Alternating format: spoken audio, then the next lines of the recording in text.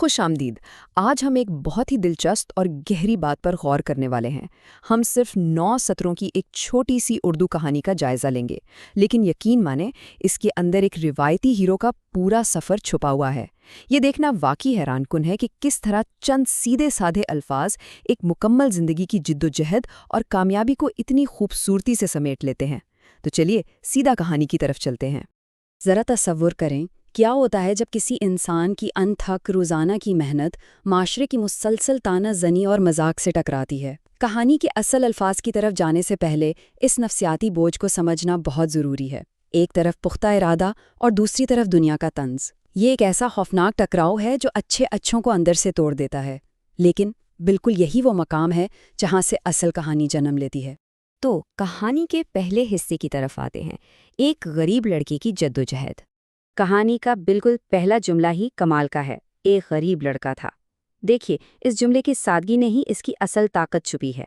مصنف نے غربت کو دکھانے کے لیے کسی قسم کی مبالغہ آرائی یا ڈرامے کا سہارا نہیں لیا، بس سیدھے سادے الفاظ جو ہمیں بالکل صفر کے مقام پر کھڑا کر دیتے ہیں۔ یہ بتاتا ہے کہ ہمارے ہیرو کے پاس مادی وسائل بالکل نہیں ہیں، اور یہی وہ خالی کینوس ہے جس پر بعد میں کامیابی کی اتنی شاندار تصویر بننے والی ہے۔ اب اگلا جملہ دیکھیے، وہ روز محنت کرتا تھا۔ یہاں سب سے اہم لفظ ہے روز۔ آج کل کے دور میں جب ہر کوئی راتوں رات کامیابی چاہتا ہے، یہ جملہ ہمیں زمین پر واپس لاتا ہے۔ جب کسی کے پاس بالکل کچھ نہ ہو اور اسے صفر سے شروعات کرنی پڑے، تو جو محنت کرنی پڑتی ہے نا، اس میں کوئی گلیمر نہیں ہوتا۔ وہ ایک تھکا دینے والی، بورنگ اور بار بار دہرائی جانے والی مشقت ہوتی ہے۔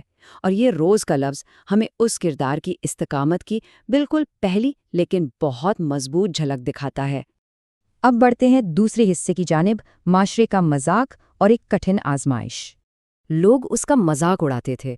سچ پوچھیں تو اس جملے کا نفسیاتی بوجھ بہت زیادہ بھاری ہے۔ یہاں ہمیں احساس ہوتا ہے کہ اصل رکاوٹ صرف پیسے کی کمی نہیں تھی، بلکہ اصل امتحان تو معاشرے کی طرف سے روزانہ ملنے والی مزاحمت اور طنز تھا۔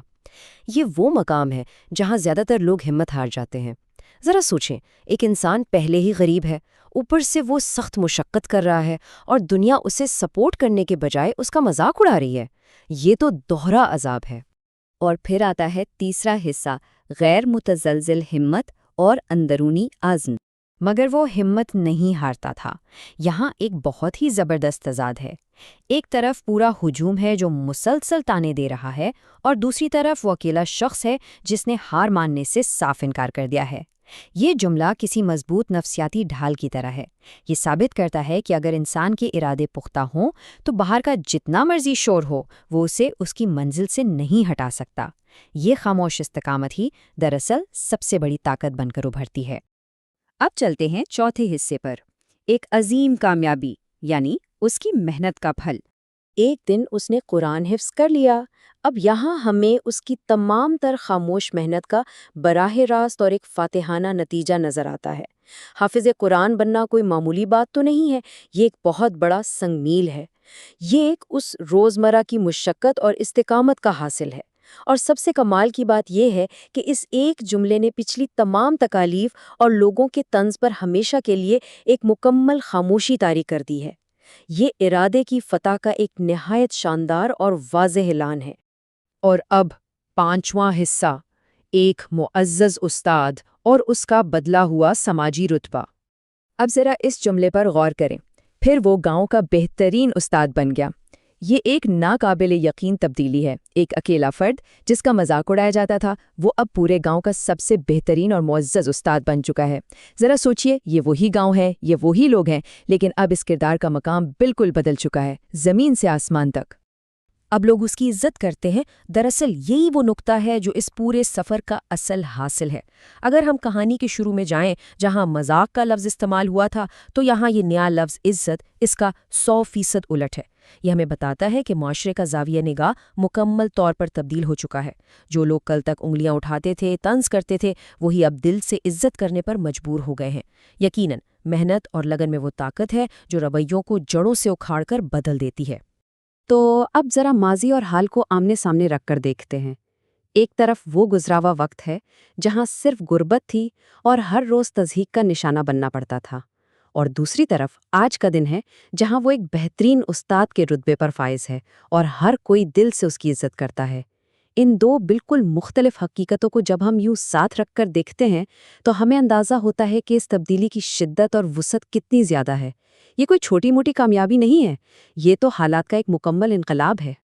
اس سفر کے تمام مراحل پر ایک نظر ڈالیں۔ ہم دیکھ سکتے ہیں کہ ہر مرحلہ کتنی خوبصورتی سے اور قدرتی طور پر پچھلے مرحلے سے جڑا ہوا تھا۔ ایک غریب لڑکا جس نے سخت محنت شروع کی، وہ مذاق کا نشانہ بنا، لیکن استقامت دکھائی، حافظ قرآن بنا اور آخر کار ایک معزز استاد کے اعلیٰ مقام تک پہنچا۔ یہاں ہمیں کوئی شارٹ کٹ نظر نہیں آتا۔ ہر ایک قدم نے، ہر ایک تکلیف نے اس عظیم الشان عمارت کی بنیاد رکھی جسے آج ہم کامیابی کہہ رہے ہیں۔ اور اب ہم پہنچتے ہیں کہانی کے چھٹے اور آخری حصے پر، حتمی سبق اور اس کا اخلاقی نتیجہ۔ یہ کہانی ہمیں سکھاتی ہے کہ یہ الفاظ سنتے ہی ہمیں اندازہ ہو جاتا ہے کہ اب کہانی کا اصل نچوڑ ہمارے سامنے آنے والا ہے۔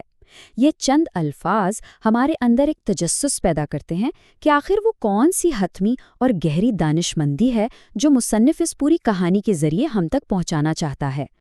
یہاں کہانی کی آخری لائن کو ایک بالکل واضح اور سیدھے سادے فارمولے کی شکل دے دی گئی ہے۔ پہلا قدم محنت، دوسرا قدم صبر، اور جب یہ دونوں چیزیں آپس میں ملتی ہیں تو جو نتیجہ نکلتا ہے وہ ہے کامیابی۔ کہانی ہمیں بالکل صاف الفاظ میں بتاتی ہے کہ محنت اور صبر انسان کو کامیاب بناتے ہیں۔ دیکھیے، یہ کوئی بہت الجھا ہوا یا مشکل فلسفہ نہیں ہے، بلکہ آج کی اس انتہائی تیز رفتار دنیا میں بھی انسانی کامیابی کا ایک بے حد سادہ، سیدھا اور صدیوں سے آزمودہ راستہ ہے۔